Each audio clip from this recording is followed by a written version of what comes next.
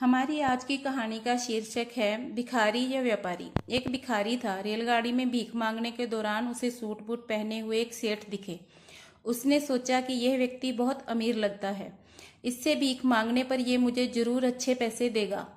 वह उस सेठ से भीख मांगने लगा। भिखारी को देखकर उस सेठ ने कहा, तुम हमेशा मांगते ही हो, क्या कभी किसी को कुछ देते भी हो? भिखारी बोला, साहब मैं तो भिखारी हूँ, हमेशा लोगों से मांगता ही रहता हूँ। मेरी इतनी औकात कहाँ कि किसी को कुछ दे सकूं। सेठ ने कहा, किसी को कुछ दे नहीं सकते तो तुम्हें मांगने का भी कोई हक नहीं है। मैं एक व्यापारी हूँ और लेन देन में ही विश्वास करता हूँ।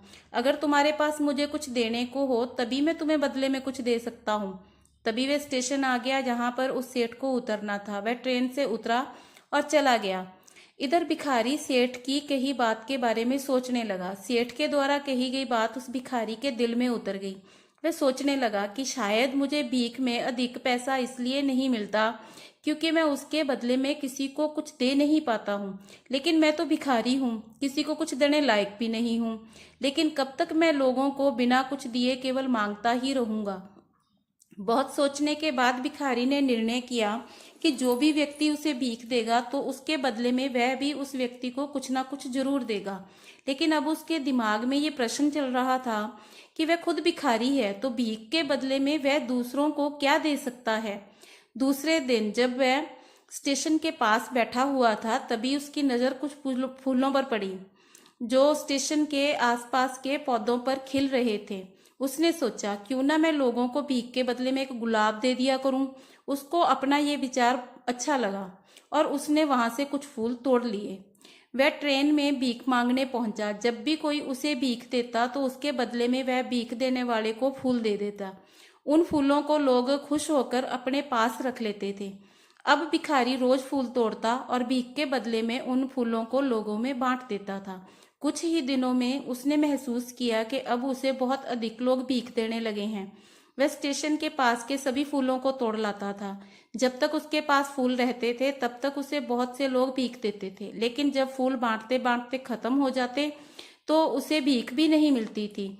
अब रोज ऐसे ही चलता रहा। एक दिन जब वह भीख मांग रहा था तो उसने देखा कि वही सेठ ट्रेन में बैठा हुआ है, जिसकी वजह से उसे भीख के बदले में फूल देने की प्रेरणा मिली थी। वह तुरंत उस व्यक्ति के पास पहुंच गया और भीख मांगते हुए बोला, आज मेरे पास आपको देने के लिए फूल है, आप मुझे भीख दीजिए, बदले में मैं आपको फूल दूंगा।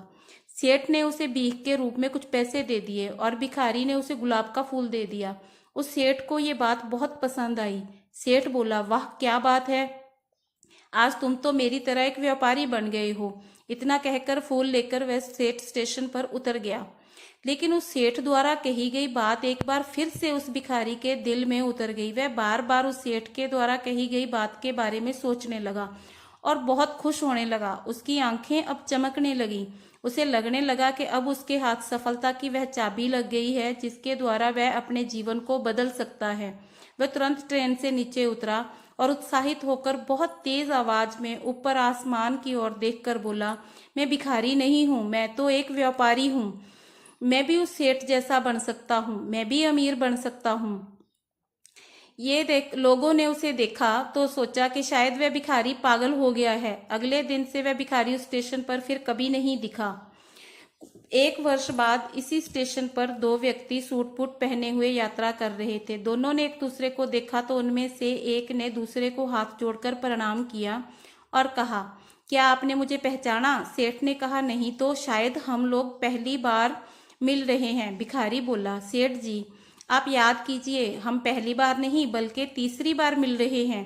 सेठ बोला, मुझे तो याद नहीं आ रहा, वैसे हम पहले दो बार कब मिले थे? अब पहला व्यक्ति मुस्कुराया और बोला, हम पहले भी दो बार इसी ट्रेन में मिले थे। मैं वही भिखारी हूँ जिसको आपने पहली मुलाकात में बताया कि मुझे जीवन में क्या करना चाहिए और दूसरी मुलाकात में बताया कि मैं वास्तव में कौन हूँ। नतीजा ये निकला कि आज मैं फूलों का एक बहुत बड़ा व्यापारी हूँ और इसी व्यापार के काम से दूसरे शहर जा रहा हूँ। आपने मुझे पहली मुलाकात में प्रकृति के नियम के बारे में बताया था, जिसके अनुसार हमें तभी कुछ मिलता है जब हम कुछ देते हैं। लेन देन का ये नियम वास्तव में काम करता है। मैंने ये बहुत अच्छी तरह महसूस किया है, लेकिन मैं खुद को हमेशा भिखारी ही समझता रहा। इससे ऊपर उठकर मैंने कभी सोचा ही नहीं।